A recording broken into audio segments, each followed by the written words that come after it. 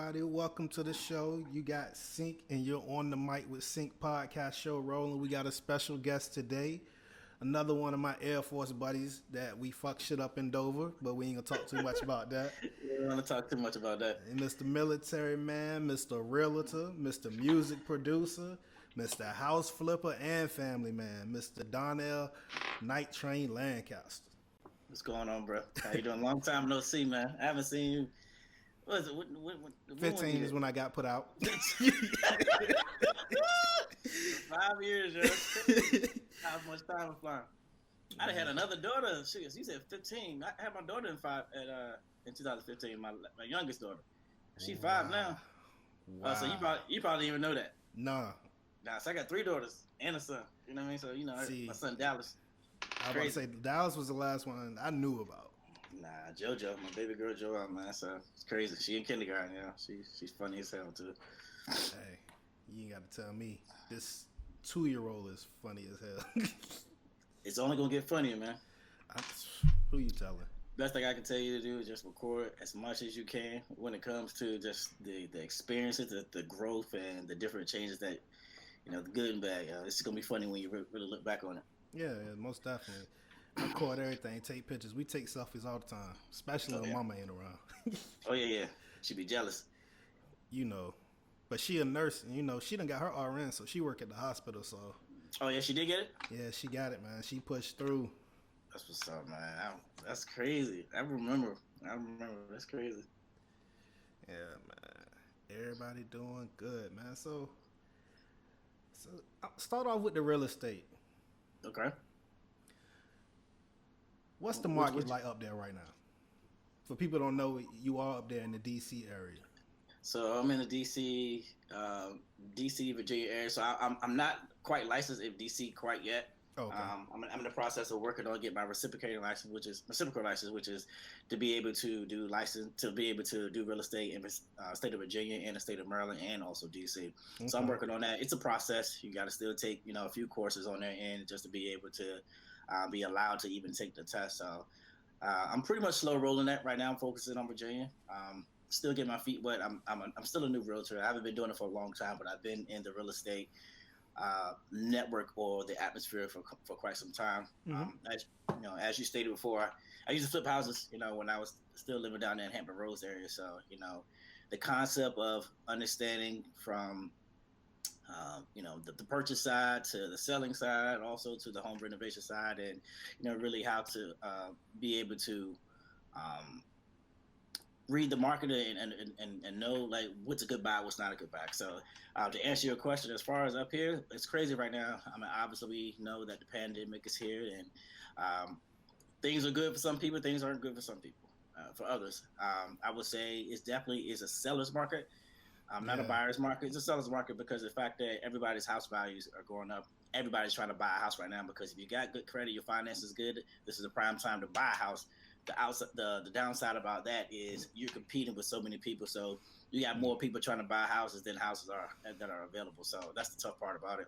Yeah, I got another homeboy that's on. I had him on the show as well. He's a realtor too, and he was talking about how it's a seller's market, and he was like, "Yo, houses are flying off the market. You put it up there on the market, you have an offer, and sometimes in a couple of hours, as soon as it hit the website." So he said they flying. Absolutely, they'll be on the MLS for the longest I've seen houses on the MLS, unless it have some issues with it. Probably no more than 4 days. There we go. And and even still, like I can be, a person who have a client who's ready, willing, and able to buy a house right now, and they got the money, but they put a bid on the house or put a contract on it, and if it ain't what the seller wants, because Rob over here, whatever, he paid you $30,000 more, even though the house is not worth the 30 extra grand more or whatever, and I only got 10 more. Like he gonna take 30, you know what I mean? So, yeah. Me and the wife, we've been thinking about selling our house right here because we lucked up when we got this. We came into equity. The house was actually owned by a veteran, and they foreclosed on the house. So of course, with the veterans loan, the VA takes over, whatever. So we came into this with equity, and we thinking about selling and just trying to do new construction. I'm not trying to bid with nobody, get into no bidding war. Well, I mean, that's pretty much what I hear recently. That I bought a house back in August. Not quite moved in yet. So I'm still currently renting right now because you got to be very smart, especially when I moved from down in the Hampton Roads areas, move up here. You just Mm-hmm. can't just make hasty decisions like that. Be impulsive because it will come back and bite you. Right. Um, rents up here 2,300, 2,500 just for rent. You know what I mean? So it's crazy. That's what I pay. You know what I mean? I'm tired of that. So I've Wow. been up here for going on 5 years now, and I didn't spend over 100K in rent. You know what I mean? So that's ridiculous. So just let that sink in. I spent over 100K in just rent alone in a matter of 4 to 5, between 4 and 5 years. Whew. So Yeah, that cost of living up there is something else. it's crazy. So what I would say to you, definitely new construction is the way to go. It eliminates the hassle of being in the bid war. The only thing about it is just a waiting game. If it's new development and they're not looking to break ground anytime soon, but at least you know that you're on the books to purchase. Well, you purchase something. It's just a matter of making sure all your financials are in place, your credit's in place, making sure that you're not opening up anything new, making sure that you're being very meticulous in looking at your credit score, your credit Mm-hmm. report, and all this stuff, making sure nothing hop up there and don't damage it. Um, the current house you're living in right now, I wouldn't sell it personally. Yeah, that's I what my would, wife. She I want to keep it. She want to keep it and don't rent it.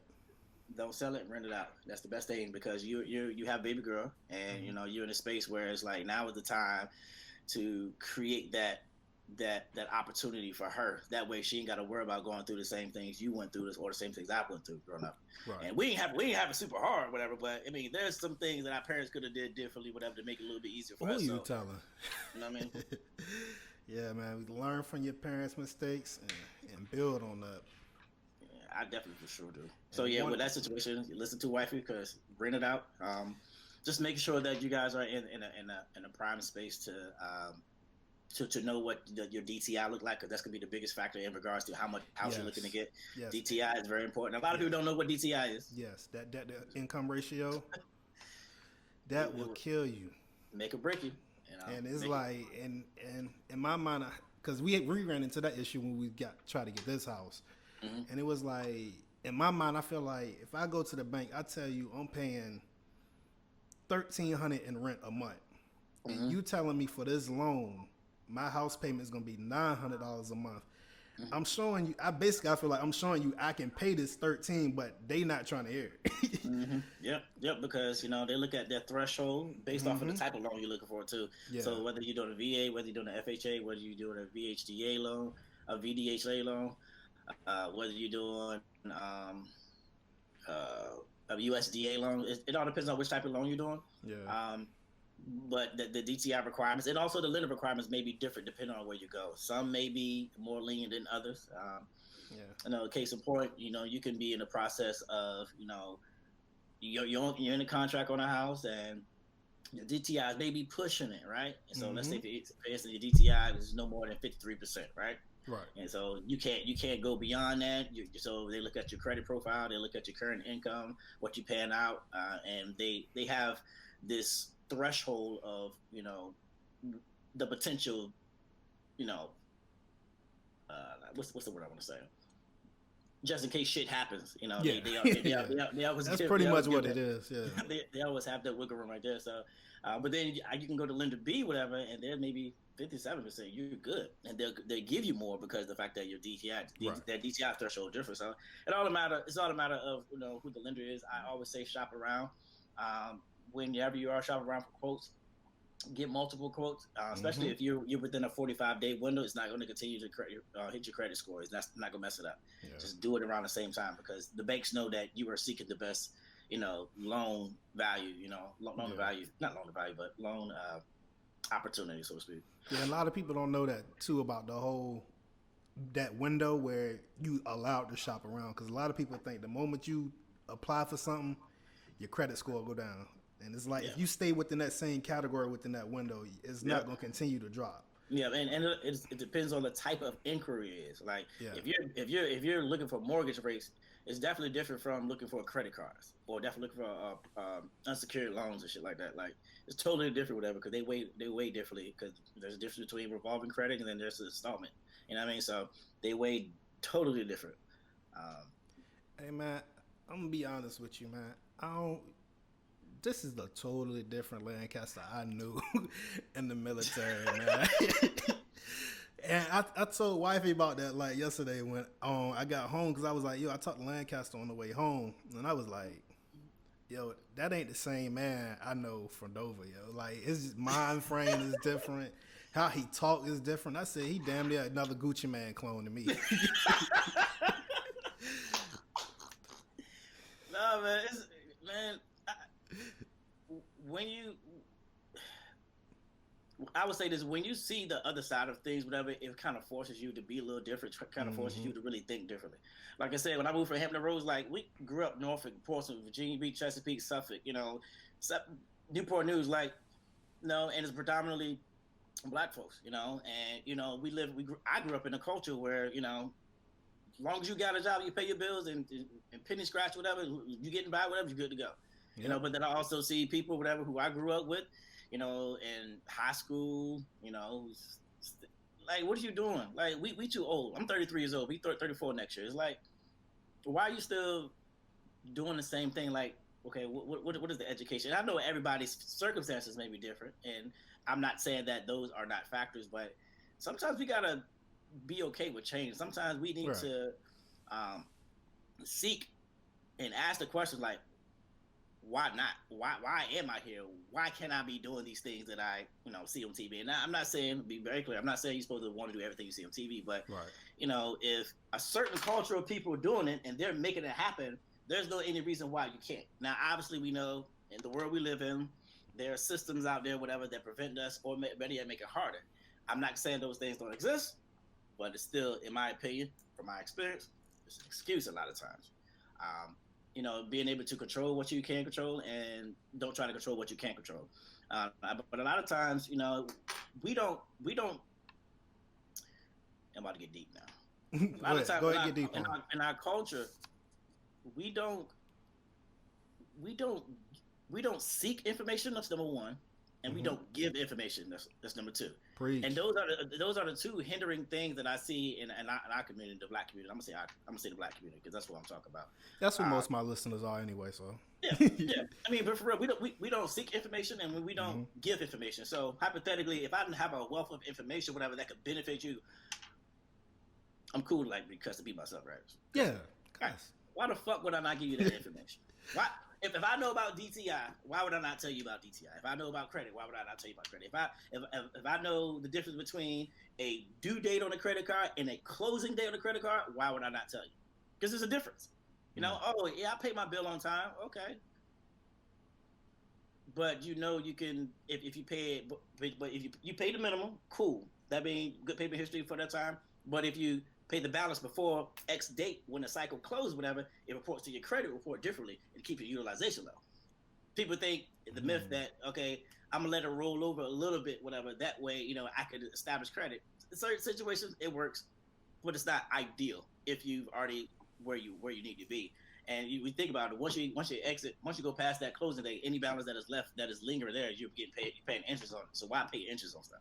But again, I did not know this until I was 28, 29. And I had already had kids. I already been married. I've been trying to figure out life by myself, trying to, you know, monkey see, monkey do type shit, to be honest with you. And then it hit me. It's like, okay, once I moved up here to Northern Virginia area, like I said, in 2016, it's like I started to see things and I started to talk to people whose financials look different from mine. I started to talk to people whose living situation looked different from mine, who still had the same amount of kids, whatever I did, but they were just moving different. They didn't look like me. They didn't try to have the Jordans, the name brand jeans, and all that stuff.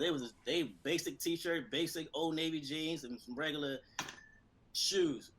You know, the area that I live in right now, in Loudoun County area, is one of the top. It's one of the top 3 most expensive counties to live in the state in America, not state of America, in America. But if you were to go to some of these $900 million houses, you ain't gonna see a lot of BMWs, Mercedes, Maseratis. You're gonna see Toyotas. You're gonna see caravans. You're gonna see like vehicles that you know are already paid for just based off of the year. Like they gotta be paid for if they live in this type of house and they live in this type of house. So when you think about it, it's like, well, they're able to afford this amount of house, whatever, because they have no debt. So it's like when it comes to think about it, okay, how can I get myself out of debt? But again, not trying to veer off too much. Someone like myself who have this information, like this is my job and my duty. I don't care about the accolades and anything like that.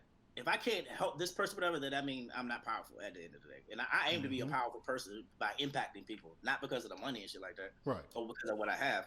You know what I mean? So, like I said, giving information, and not being able to, look for information.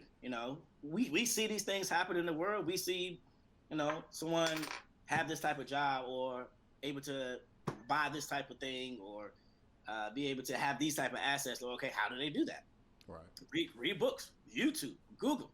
A lot of stuff I learned from talking to people, asking random people questions, and Googling, YouTube. Yeah, you're not the only one. I want to say most of my close friends in my circle, a lot of us, what we've been doing lately within like this year, the last 2 years, a lot of this stuff we just really discovered ourselves maybe 2 years ago, a year ago. And it's like, damn, if we would have known this at 22, 23, where we at now, we could be even further along. But nobody thought to tell us that. But then at the same time, you look at it too, look at your parents. Your parents didn't know this. I'm teaching my parents things at this point. Same way. So, and speaking of parents, like my mom lives up here with me. She moved up here in 2019 because, she was still living down there in Norfolk and Berkeley. And I wanted her to see something different. Like my mom grew up in Norfolk, Bowling Park, Roberts Park back then. She grew up in Berkeley.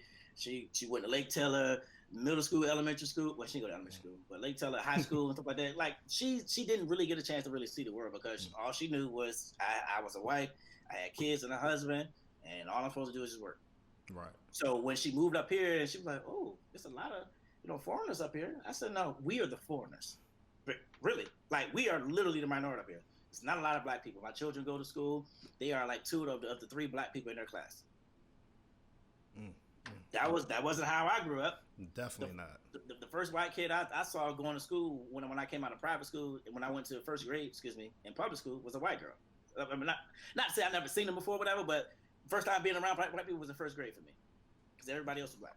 And obviously, growing up in Norfolk, most of the people that I grew up with were black too, whatever. But when you come up here, you got no choice but to be able to adapt and to be able to understand the different cultures, understand why people live the way they do. Why you see Hispanic, the Hispanic population seems to be just as prosperous as the African American population, if not more, because they get smart, they band together. They help each other out, just like the Asian culture. They band together. They take care of each other, and then everybody branch off until and they just keep doing. They branch off every now and then, whatever, and then they're creating their own community. They're creating their own financial system, And that's something we struggle with. We struggle with that. Yeah, man. Yeah, we struggle with that. We got my people. We always got to be the best. We got to show out. We can't. That's what I'm saying. Like, that person who's the best trying to show out got a whole bunch of information that they're not giving out to nobody else, though. Right. Because they want to flex. You know what I mean? Like, for what? What you flexing for? If you the only one eating, you the only one shine, like that shit whack. Like, I'm trying to make sure Scott eat. Right. I'm trying to make sure this person eat. This person, like, why we all can't eat some enough? Because all these white people eating, all these Asians. Everybody eating, why we can't do it? We have this mentality, man. Just like we just gotta, just try to be the top dog in every situation, and not really, pushing information down or pushing opportunity down. It's like this crab mentality. And I'm pretty sure you heard that before, but that's really what's hurting us. And I heard something recently where it says, matter of fact, Kevin Hart mentioned something recently. He was like, the problem with the black community is that we don't understand our purpose in life, whatever, is to help the next generation. It's not for us. Right. You know what I mean? And it's like, we are the change that's going to happen in this world. But if we don't do the things we need to do and help each other and give each other information and put each other in positions, we're dooming the next generation. We're dooming our kids, and all that other stuff. So when you get into a space where you become a selfless person, that's when things will start to begin to change for real. Right. Yeah, it's hard getting people to understand when they look at it. Steve Jobs wasn't worried about Steve Jobs right then. He was looking out for his kids were the ones that he liked. Jeff Bezos, he's not looking out for himself at this point. Amazon is for his kids and his kids and his kids' kids at this point. The amount of money he bringing in, they set for life. All they got to do is be born. And I wish, Yeah. I wish I woke up, was born with that mentality. Like all you gotta do is you just gotta be born, and you straight, and don't draw no negative attention to the family. Other than that, keep it moving. It's crazy, man, because it's when you really look at it, it's a disappointing, to just really recognize, like, dang, man, like, yes, systematic things are there, but we complain about stuff, but we don't always want to try to fix it. We just want to complain and just use that as a reason. Yes, that is a factor, but in every situation in life, there are multiple variables, whatever, that you can actually have control. So obviously, when we went to school, there was something called the independent and the dependent variable. You know what I mean? Honestly, I can't remember which one's which, but one of them you can control, one of them you can't control. I can't remember. But think about the things that you can control, like, all right, cool. I want this, I want that. Is it necessary to have this or that right now? Can it wait? Can we push it back another year? Right. Can I sacrifice 2 years, whatever, to solely, not go out to dinner every single week, not go out to the club, not buy these Jordans, not buy go do get your I nails need done. This new car right now? Yeah, do I need it right? No, you don't need it. You don't need it. Sacrifice, fix your credit. That way, everything will be different in 2 years, whatever, if you do things right. Take care of your credit and build it up, because I'm trying to tell you. One thing I know now that is very important that I'm trying to teach my kids, and I will teach my kids, is that credit is king, cash is not. Like, the dollar amount is going to be it's not even going to be relevant after a while, because with the way the world's going. And if you really want to think deeper into it, think about the world we live in, as far as, think about the country we live in, with all that's going on in politics and money and how we have a deficit, we're in debt, but we can all of a sudden print new money too at the same time. So you don't even want me to start my conspiracy bag. You don't want me to get in there. You don't want me to get in there. Mine get deep too. Yeah, but yeah, we can print $1.4 trillion, $1.6 trillion. We can print new money. Right. So are we really in debt at the end of the day? What is the real value of this of a piece of paper? If I say this is $100, this is $100. Allegedly, that paper is supposed to represent gold, so they say. But conspiracy say that amount of gold that we actually have stored in reserve, that amount, we've been going with that. That's gone, as far as the amount of paper money that we print. Like, so at this point, we just printing to be printing. Yeah, pretty much. Right. Definitely. And so, when I say, not what I say, when they say cash is credit is king, I'm trying to tell you, like, listen, you can make, let's say, for instance, you can make $80,000 a year, and I can make double that, $160,000 a year. But you spend money totally different than what I spend money. You could be the one that actually look like you make $160,000 a year, and I can look like the person that makes $80,000 a year. It's all a matter of how we shape our mind and how we do things and how we spend money. Right. So I used to, I am a prime example of that. I used to be the guy that's like, because when I moved up here, the average household income is 130, easy. You know what I mean? So I'm like, man, I got to figure out a way to be able to make six figures. And what I did was, like, still in the military and all that other stuff, I said, man, how am I gonna make six figures? I need to apply here, apply there. Applying to jobs that I know I don't want to do, I don't want to take interest in. But just applying just because it might give me a shot at making six figures. Yes, it's nice to make six figures, whatever. But then I realized, I don't have to make six figures to feel like and live like I make six figures. I just need to control how I spend my money. I don't need to spend every single dime I get. I need to, make a plan. Make a budget, which most people do not create a budget. I tell you, if you live by a budget, life will be sweet, because you will get used to a certain amount of money and being able to be okay and be fulfilled, knowing that, hey, I'm doing what's necessary to make sure that the future, make sure that 6 months, just in case I lose my job, I still got that saved up in a nest egg, in my emergency fund. Or when I get a promotion, yeah, I'm getting an extra $6,000 a year. How was I living before I had that promotion? Was I good? Was I straight? Okay, I was straight. I don't need to spend more money just because I make more money. Okay, now I'm gonna put that $6,000 extra, or the difference of that, I need to go put that in a money market account. I need to go put that in something that's gonna give me compound interest. Some type of Charles Schwab or whatever. Like, it's, bruh, you're right. 2015, I won't talk like this. But what I'm saying is, like, you learn from not only what you see, but the experiences you go through. And I'm only saying this because I went through some hell of experiences. Like, I've been broke. I filed bankruptcy before. I've had the 400 credit score. I done had late payments. I done had garnishment. I done had student loan default debt. You name it, I probably had it. You know what I mean? I done had repossession before. I done been evicted one time before. I know what it feels like to be able to get something, to be in an emergency and not be able to call the bank and say, hey, I need a loan for, like, that doesn't feel good to not be able to do that.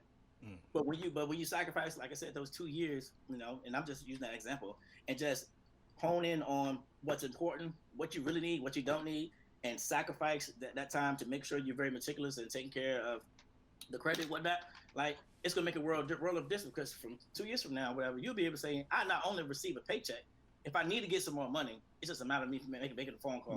Done. 15, 20 grand. Like, and you ain't got to worry about having anxiety. Is they going to prove it or nothing like that? Exactly. You already know. Anxiety goes away. So if I were to, I'm gonna flex a little bit. I drive a Mercedes-Benz, a 2019 Mercedes-Benz CLA 250, right? Mm-hmm. Turbocharged, nice, beautiful, AMG package on. I love it. It's my baby. But I don't give a fuck about the car for real. I just wanted a car, whatever, because I'm a realtor, whatever. So I wanted to attract people to the business. That's the reason I got it. I don't need that car, but at the end of the day, I'm just being honest. If something were to happen to the car, I totaled that car, or something happened to it, whatever, I'm not worried because my credit's good. So I know I have to reprogram myself, go back to the drawing board, and say, all right, I'm gonna do this, and everything will be all right. But I could do that. I wasn't able to say that years ago. Mm. It's like, oh, how am I gonna get to work now? I don't want to lose my job. Or how am I gonna get these kids back and forth to school or whatever the case may be, or the store? Like, I don't have those worries no more. That's a good feeling, man. Very good feeling. Ooh. Sorry, I know I can talk, bro. Oh, you good. So what about the music producing? You still producing for people, or you laying low with that right now? I am, be honest with you, where I'm at right now at 33 years old, and I'm still scratching the surface, I'm prioritizing for our life. I'm prioritizing. My priority right now is my 4 kids, and being able to create generational wealth for them. I still love music. Music gonna come, but I know I'm not out here trying to be a rapper or a singer or anything like that. It's like, as a music producer, I could be 50, 55. Yeah. Timberland, Pharrell, them niggas old. they still making money. So I got time. Pharrell don't count. He a vampire though. Everybody know he a vampire. He still got the baby face. He got his own facial products now, I think, from what I heard. But it's like, I love music. I do it every now and then when I have the time, but my main priority is figuring out what my master plan is. To be able to create generational wealth. And what that looks like is like, yes, I'm in the military. I'm in the Air Force. I'm an Air Force recruiter. There wasn't something that I sought out to be, but it was an opportunity that came about that gave me full-time status to be able to be active duty like I wanted to a long time ago, but it just looks different. But I'm blessed to do that. I'm not saying that I'm going to do the whole entire 20 years active, but I'm sure I'm going to stay in there as long as I can because it helps me pay for my health insurance and it's cheaper. I pay $200 something. Well, I don't pay nothing now, but I used to pay $225 for a whole entire family of 6. Who else doing that out here in a regular job? You're paying about 9 to 12 just for your whole entire family with these health insurance programs. So I'm just being smart about everything. But the way I look at things, everything's a domino effect for me, and that's the name of my podcast that should be launched sometime next year once I get everything squared away and I move. But when I look at the domino effect, and I'm pretty sure other people do the same, it's like, you got to make sure that you focus, or you're able to focus on one domino that's going to be that powerful domino that's going to knock down the next. So me being in the military, it's like, okay, cool. Air National Guard recruiter, I get guaranteed benefits, right? Which is going to guarantee to take care of my home. I know I can use my VA loan, not pay no money down. I can get a house. I can use that house to leverage. paying off all my debt, so I can, when I go into my house that I'm about to move into in February, I believe I'm gonna already be up probably about a good 40, 50 grand. Wow. Off the rip. You know what I mean? So, okay. And I got like 30,000 in student loans left, and then I got maybe 15 left in my car. That's about 45 grand. I can, if I really want to, when I move in, I can go ahead and stay in it for 6 months if I really wanted to. Do a streamline refinance on it, take the equity out on it, and pay off all my debt and be debt free outside of the house. Then move out of the house and rent that check if I really wanted to. But it's about being strategic in the planning. So the real estate came about because my homeboy, and you didn't ask me this question, but I'm saying my homeboy was a realtor, and he's been doing it for a while. And one day I came back from a deployment when I was in Korea, back in 2018, going into 2019. So I had a lot of leave time, so I'm chilling, you know. And I gave him a call, whatever, to see what he'd been up to, because I hadn't talked to him in a few months. He was like, man, I'm taking this real estate continuing education course. I was like, okay, that's what's up. He said, you should do it. I was like, man, real estate ain't for me. He's like, why not? He ain't got nothing else to do. I was like, how much it cost? He said, $4 something. So I had a little extra money with that. I was just sitting around. Deployment I could use deployment money, per diem money, you know, per diem money, stuff like that. So I went ahead and paid for the class, got in the class, and I started getting interested. And then my gears started growing. I'm like, while I'm out here trying to make 6 figures, why not just stay in the military and become a realtor, and every now and then sell a house, whatever, to continue to generate income? Light bulb, right? Right. You know what I mean? It doesn't require me to, it requires me to work when I want to work, if I need to work. It doesn't require me to have to do it every single day if I don't want to. So hypothetically, you know, be honest with you, I'm only using real estate for the purposes of being able to be in the network of investors, right? Because I want to also be just be the investor. I don't want to be a person sell houses. I got time for that. I want to find properties. I want to see what the market value is. I want to see how much work needs to be done to it. I want to go in there. I'm going to buy it, go in there, renovate it, decide, okay, the market looks like this. This is where it's trending. Is it worth keeping right now, or should I sell it? And if I do sell it, what can I do with that money that I make the money from? Do I put it in my IRA, or do I put it into another property? Or do I put it in my kids, you know, accounts or whatever? So while my baby girl is 5 years old, and by the time she turns 18, another 13 years, whatever, it's growing for the next 13 years. Like, what I want to do with it. You know what I mean? So I think about stuff like that. But I got in the class and it became interesting, and I fell in love with it. So I don't have to go out and have a part-time job, but I want to be a buyer's agent, honestly, not necessarily a seller's agent. Gotcha. So meaning that if I'm at work, whatever, and I hear somebody say, yeah, man, I'm looking to buy a house. Oh, yeah, I'm a realtor. What you gonna do? Okay, I can show you some houses this weekend, whatever. Or I can show you the house middle of the week if you want to, and just let me know ahead of time. I put in some leave, because I got a lot of leave, and I'll show you some houses. So it's like, you know, it's just an opportunity, and I've done that twice already. You know what I mean? So it's like, you know, and living up here in this area, commission, you know, you get 3.5%. You know, you're talking to easy 10 grand minimum. That's nothing though. I mean, on average, it's about 14 to 20. Wow. So it's like, without having to really sweat, you know what I mean? It's just a matter of building relationships, being able to talk to people, putting yourself in a position. I wouldn't have been able to run across a person whenever we said, hey, I want to buy a house, to be able to give them a business card if I didn't take the step to be a resource. You know what I mean? Because I want to be very resourceful to people, but I wouldn't have had the opportunity if I didn't. So, but yeah, everything's a domino effect. Military is going to also be, you know, being a recruiter, something I do. I'm automatically talking to people, so why not do the same thing in real estate?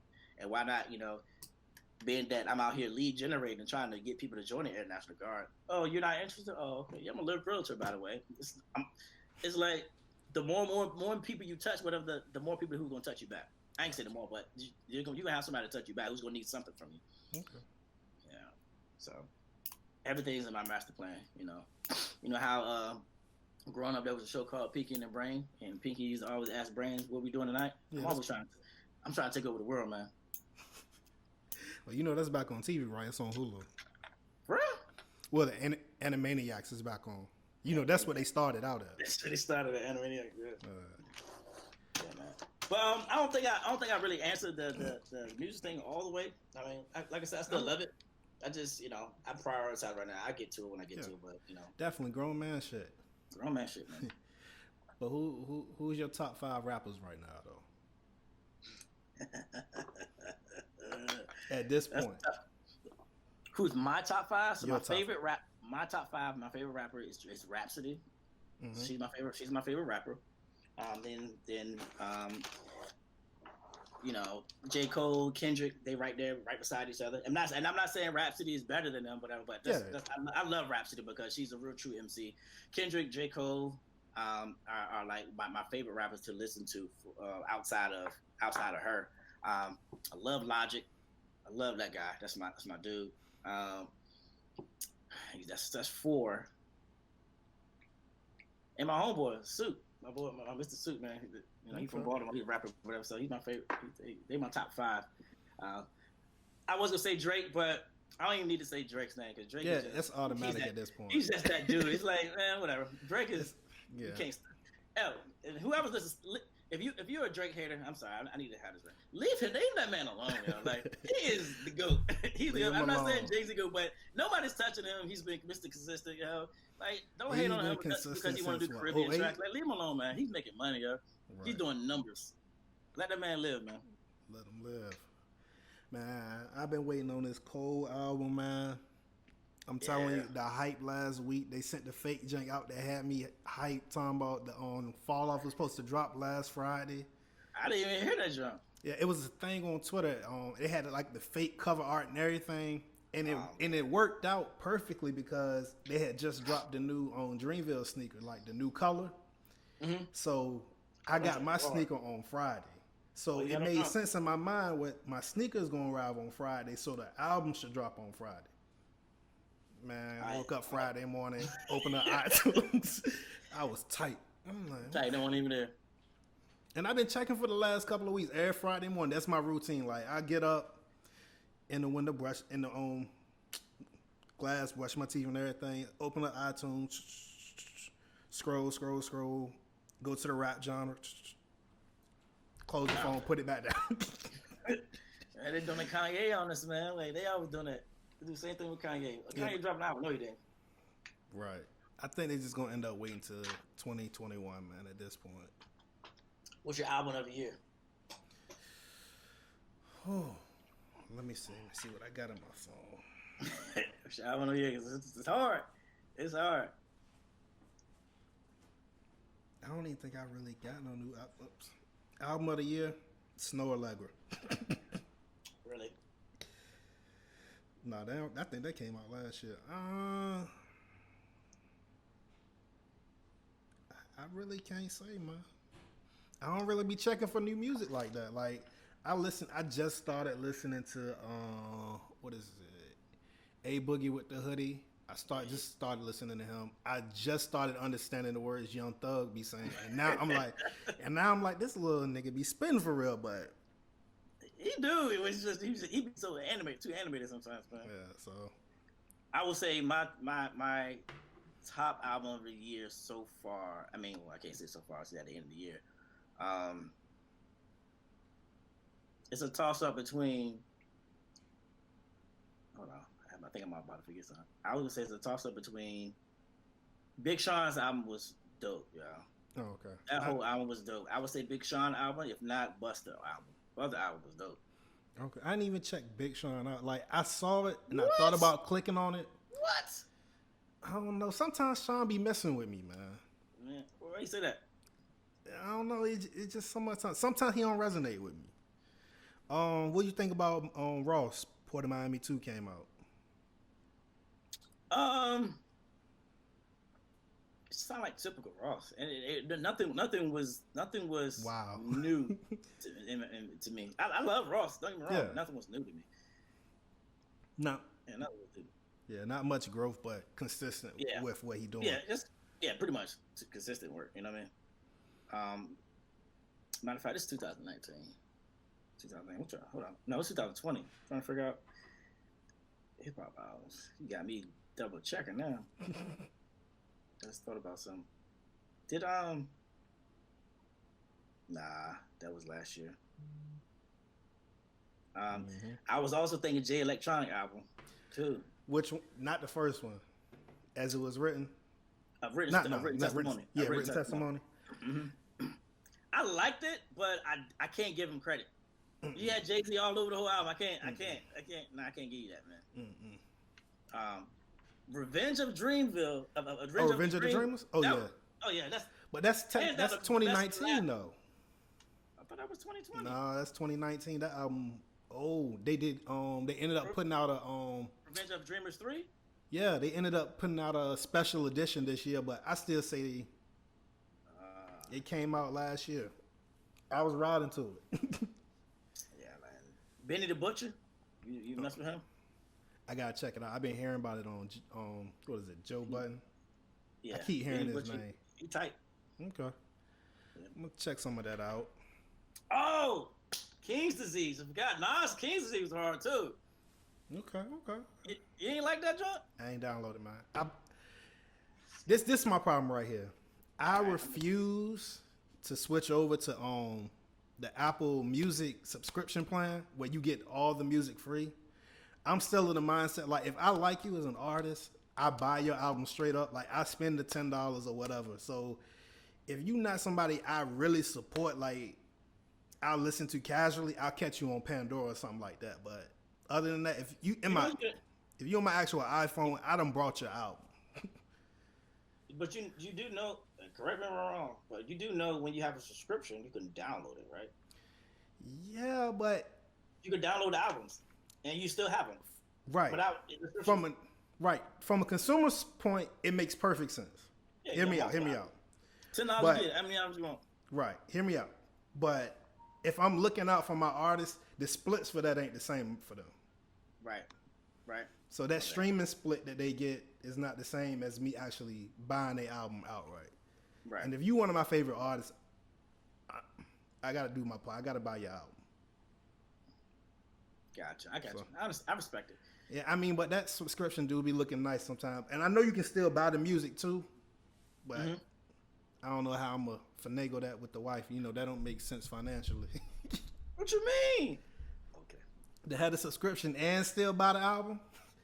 Oh, she might say something about it. Yeah, you know, she the accountant. So how is everything? And let me know if I'm being too personal. How is everything as far as like those first few years of being married? I remember when you said you get married, I was like, yo, you sure you ready? Yeah, I remember. You was like, yo, man, just take your time, man. Like, just make sure I remember, what man. you want to do. How's it feel? I mean, honestly, it felt great. I mean, we had some tough times, but it hasn't been nothing like relationship tough. It's just been life hitting us hard type stuff. Yeah. But we fought through that. Like, when I say our biggest struggle was getting this house, and and what screwed us over a lot was motherfucking DTI. And so in order to accomplish that, we had to move things around on paper because that's basically what it was, moving things around on paper. Student loans, it was what really was fucking us up. They weren't in forbearance or anything like that? Nope. And what happened was, I want to say, we talked to the lender. I can't remember what year it was, but when we talked to the lender, they told us if you would have came to us 6 months ago, we could have did this with no hassle at all. They said 6 months ago they changed the law where even if your loans are like in deferment mode right now, we still got to count them. 6 months ago, we didn't have to count them. So she was like, if y'all would have just been 6 months earlier, y'all could have any house y'all want in the market right now. Did they say what they had to count? Because from my understanding, it's a certain percentage. If it's right. Me personally, I have a lot of student loan debt.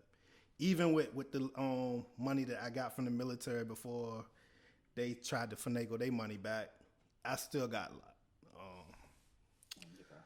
So yeah, like I said, we moved some things around on paper. We still end up getting this nice house. I got a waterfront property house. I love this house. I really don't want to sell it for real, but don't sell it. Don't sell it unless it just financially makes sense. Right. So I would say, if it was a situation where, let's say, you guys decided, I want to relocate to a different area. Yeah, it might be selling. It might make sense there. You don't want to have to manage a property from a distance, but if you can just make sure that you make a smart plan. Let me ask you this question: you got a financial advisor? Yes, we got all that now. Like I said, stuff I wish I would have known 3 years ago. we could be so much further ahead. I mean, I'm not complaining where we at right now because Yeah, yeah, yeah, yeah. we doing good. We doing well. Lessons So, learned, man. right. It's It's a just beautiful you thing. wish you knew earlier. Yeah. So, So outside of the house, like what else? my wife personally, she experienced a lot of death on her side of the family. Like a lot of people she Okay. was real close with. Counseling, like, man, you'll feel a whole lot better being that you know that the person that you go to is just it's gonna be there to give you some guidance and listen to you, and they don't judge you because you ain't gonna see them any other places anywhere. So like, Right. what And you worry about? that's one of the things I'm working on. I'm actually working on my license for counseling. But right now I'm at BA, so I'm just doing a site tech position, but they're gonna allow me to use those hours towards license. So that's what I'm working on. What? Oh, that's what's up. Yeah, so That's crazy. That's yeah, crazy. we all trying to grow, man. Yeah, and another thing, one of the things that was kind of heavy on this for a long time. A lot of people don't know, but I can talk about it now because my wife done shared the story. But we battled and struggled to get our daughter. Like Mm, we went through treatments and all of that for like 2.5 years straight trying to get our daughter. mm, And a lot of the insurance companies, like in this area, especially Virginia, they're not required to cover infertility treatment. mm-hmm, So I looked up with the government job I had and found the one insurance company on the whole list that the government offers that mm-hmm, pays for fertility treatment. And we save a lot of money with that, but that still ain't even work out. And it was crazy how it happened. It was like literally that last round she went for a shot, and we was like, we're not even gonna pay for the other part no more. We just gonna let it be. mm-hmm. A couple of months later, maybe 3 days after her birthday that year, she called me at work on the phone, telling me something. I just got a positive test. But that was really, really trying because you trying to explain, explain to your wife that Mm-hmm. it's all right. And at that point, a lot of things were going on in our life. I accepted that we might not Bear children. have children. Yeah. And I know for a woman, that's extremely hard to accept and everything like that. And what she kept doing is she would blame herself with it. Yeah. And she would think that I felt some type of way, but in reality, I wasn't. I was accepting. I knew deep down, I knew that we were going to have children one way, Yeah. eventually. Yeah. But I know how much pressure that put on her. And it wasn't pressure from me, it was pressure from other people outside. And a lot of people don't know just the amount of pressure they put on somebody when they walk up to them, or a family member in particular. A family member walk up to them, when y'all gonna have kids? Yeah. Ooh. And you don't know that this couple, they've been trying their hardest. Yeah. So Yeah. that was, I gotta say anything. That was the biggest thing that we got through. But we got baby girl. That's our little miracle baby. That's all that matters, man. Matter. That's why she be on my Instagram so much. All on the business page too. Yeah, man. And it's crazy that I didn't know this. I didn't know that at all. But we gotta we definitely as people we have to take one life for granted and opportunity for Right. granted. I mean, not don't take it for granted. No, not take it for granted, but don't take it for I granted. know what you mean. Yeah, because it's you just never know. What one person's struggle may not be another person's struggle. Like my baby girl, we didn't think she was here because we was on birth control and everything, IUD and everything. But the crazy thing is, when she went to go get the IUD, my wife, when she went to go get the IUD, and hopefully she ain't mad at me telling this business, but when she went to get the IUD, she was already pregnant, and we didn't know. Next thing you know, the ultrasound, hey, there's something like you're pregnant. What? And IUD is right there right beside the sac, pushing up against the sac. Had to do emergency surgery. We think we was not going to make. We didn't think we was going to. The baby was going to make it. Easy peasy, baby came out. Oh well, we got another kid. So like your situation, the opposite of ours, it was just easy, but yours was more difficult. So it's like everybody's stories are different. You just like you said, you just never know what people are going through. I didn't. And I'm gonna share this too with people. A lot of people don't know this. What we think what caused the trouble for my wife was the birth control shot back when she was younger. Okay. And that shot does a lot of damage to women. Sometimes you see it, women just put on a lot of weight. Mm-hmm. In our case, it caused my wife to have PCOS, which is polycystic ovarian syndrome. I think that's. Yep. I have a friend who has that. Yeah. So I want to put out there, I know women, y'all control y'all bodies and everything, but please, please, please do your research. do your research. Be careful what y'all put in there. Put in your body. If you can avoid taking some type of hormone birth control, avoid it. If you can rock with the condom and be safe, because you're not ready for children, rock with the condom and be safe. Because that birth control, it will mess you up. Like even to the point now, like I tell my wife, I don't want her on birth control. Like we give them time. We set a time limit for what we gonna try for another child. If we don't get another child in that time limit, we gonna accept we got our baby girl. Keep it moving. I'm gonna go get fixed. I don't want her on birth control because a lot of people don't know that birth control in black, especially black women, increases their chance for breast cancer. Yep. Any type of cancer, honestly. Right. So I tell her quick, hey, don't worry about it. I can go to the doctor. I can sit on some ice for a couple of days. Keep it moving. It's not that bad. I got it done. I ain't had to do no ice, none of that stuff. You know, they got all types of new technology procedures, man. It's 10 minutes, it's done. You might be sore for like a day, and you back at work. So, right. Yeah, man. So that's good information, though. For sure, man. Do y'all research. Yeah. Do research on anything. I mean, anything that you are not sure of. You know, we just can't take someone's word for it and just run with it. Like, you know, don't get me on this vaccination and stuff. Vaccines. Yeah. We could do that another time, too. Because I can go all day about this stuff. Like, let's make sense of everything that's going on. Let's put everything in perspective and just break things down. And look at the timeline. What makes sense and what doesn't make sense. And you ask yourself. You know, for self-reflection is a beautiful thing. When you really think about life and you start to be very logical on certain things, like you'll really be like, damn, I ain't really think about that. Last thing I'm gonna say. Mm-hmm. We need to do more at like shutting the fuck up and don't do nothing. Like not doing anything. Sitting down and not doing nothing is probably one of the most beneficial things you could ever do on a day-to-day basis. Whether it's getting up early in the morning, whatever, and just sitting down. And I'm not saying like, meditate with bowing or anything like that, but just stop and just sit there with some coffee, orange juice in the morning. Just chill, just think, process your day. Process like what yesterday looked like. Process to figure out what can I do today to make me to make me better for tomorrow. I mean, what can I do today that's different from tomorrow? That's gonna make me better. What is my goal? What is my focus? And how do I continue to be refreshed every single day and make sure that I stay on top of that? How do I say, okay, I want to do this, I want to do that, I want to do this. Okay, let's not think about the long game right now, because the long game is very important to think about. When it comes to kind of like formatting what you want to happen. But the short-term game is the thing that's going to eventually get you to the long-term game. But in order to understand what that short-term game is, you got to figure out what the end goal is, and then sit in the now, sit in the space and the moment that you have. Whatever, say, what can I do today that's going to critically impact this goal that I'm doing?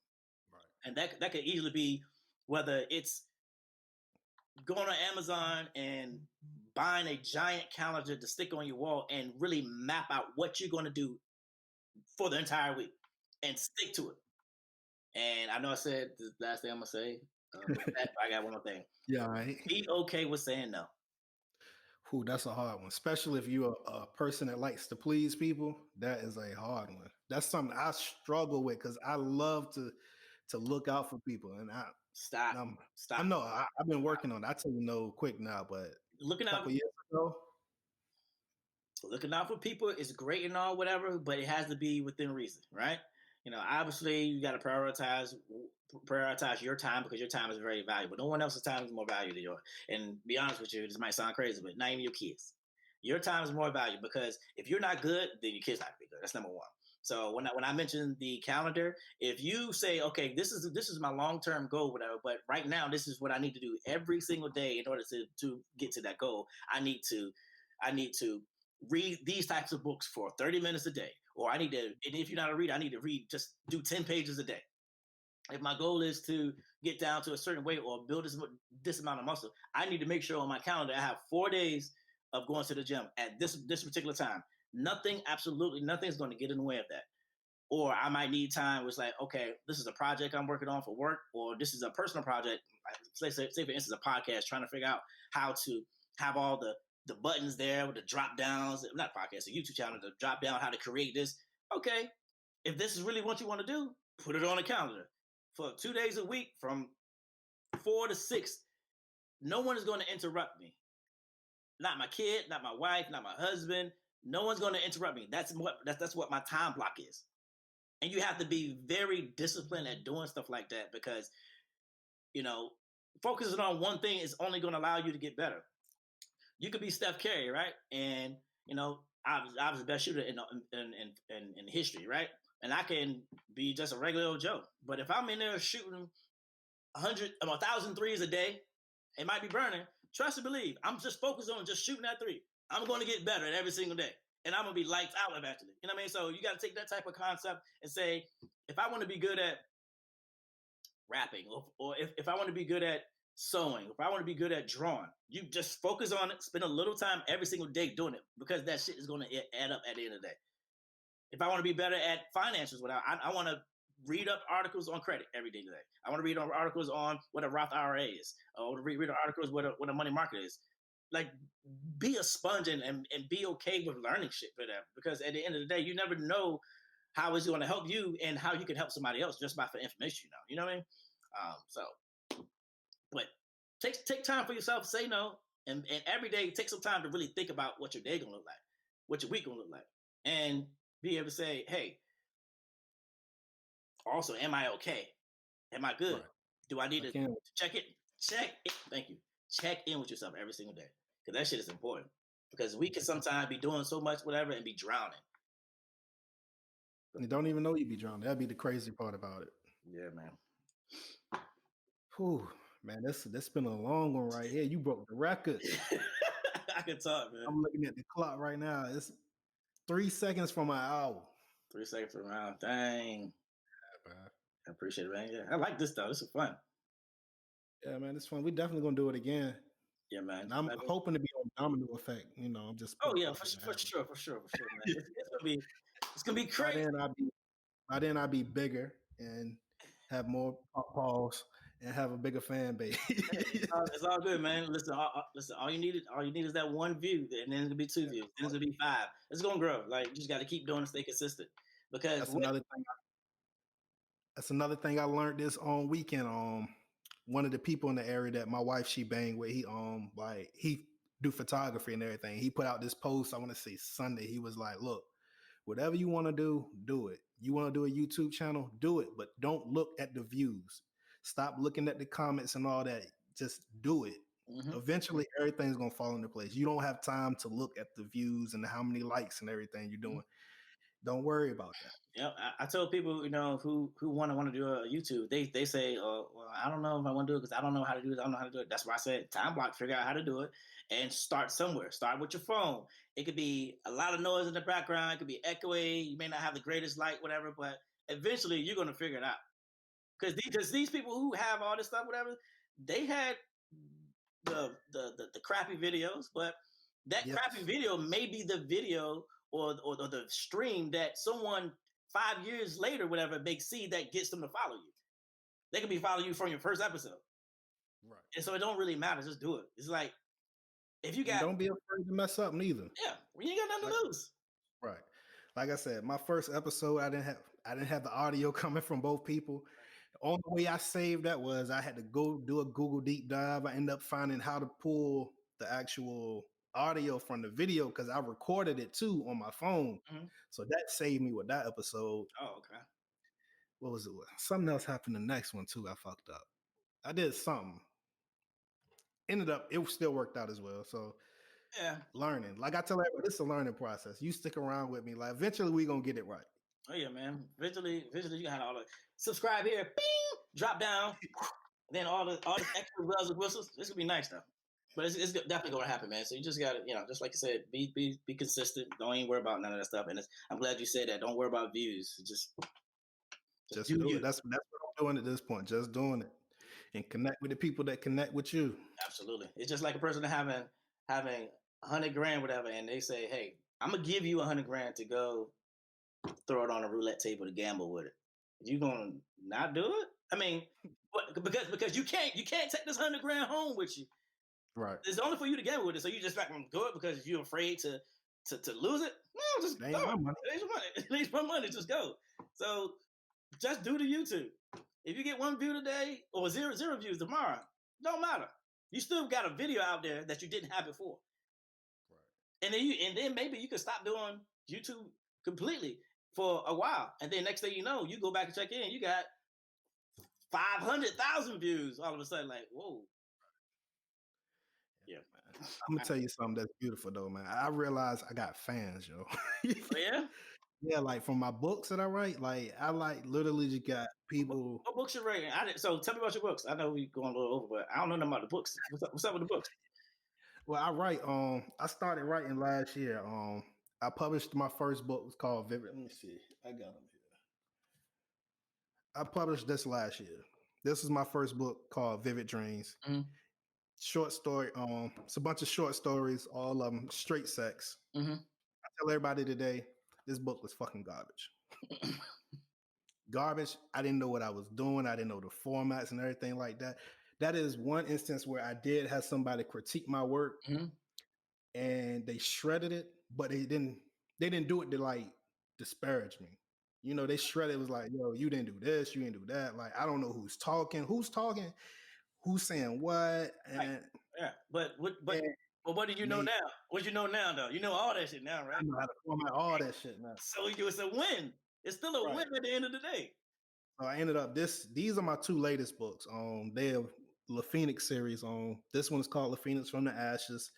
This one's called La Phoenix Ascended. This is part 2. This is part 1. I could get too much away. Basically, it's crazy. This guy is. I got books, and I'm writing a new one right now. That's something called Power Circle. Like these right here, you got a little X-Men, something like that to it. Put it that way. Like you got superpowers and shit in these. But the one I'm writing now, that's straight urban fiction, straight gutter, straight guns, killing bitches, baby moms.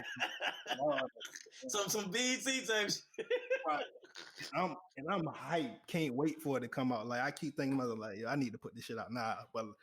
But I've been learning patience and learning to make sure I perfect what I put out, so I don't get bullshit like this no more. Because I wrote this about 5 days.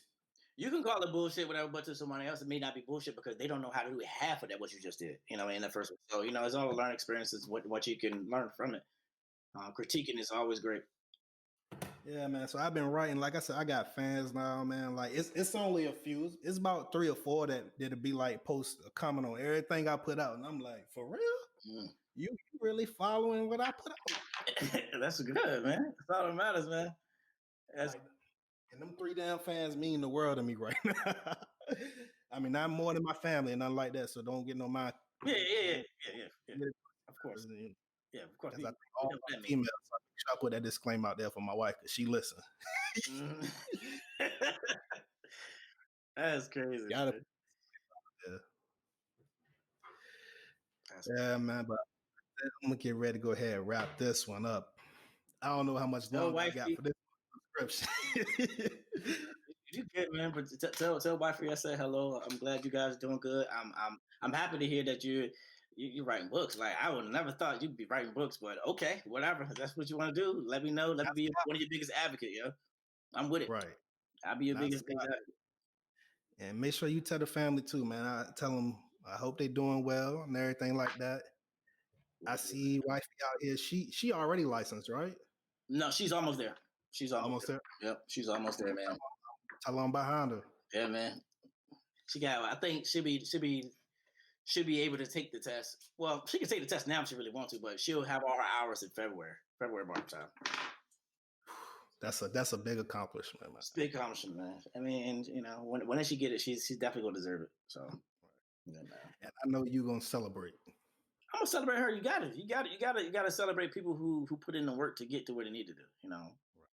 That whether that's a family member or not, like celebrate people as much as you can, whatever. Because you just never know that one celebration for this person could be the life changing thing for them. You know what I mean? Yeah. All right, bro. But let me know. Let me know when you need me back on this thing. Like I said, I'm free. You let me know when the show come on. Let me know when my slot is, what month, what day. You can be the first guest, bro. You don't want to tell me that. You can be the first Because guest. I'm gonna be good at this speaking shit too. You can be the first guest, bro.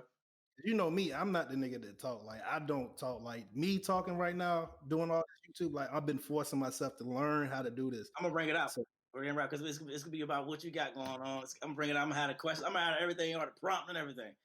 every episode, I only get better. That's why I keep saying, man. Only episode, man. That's all that matters, man.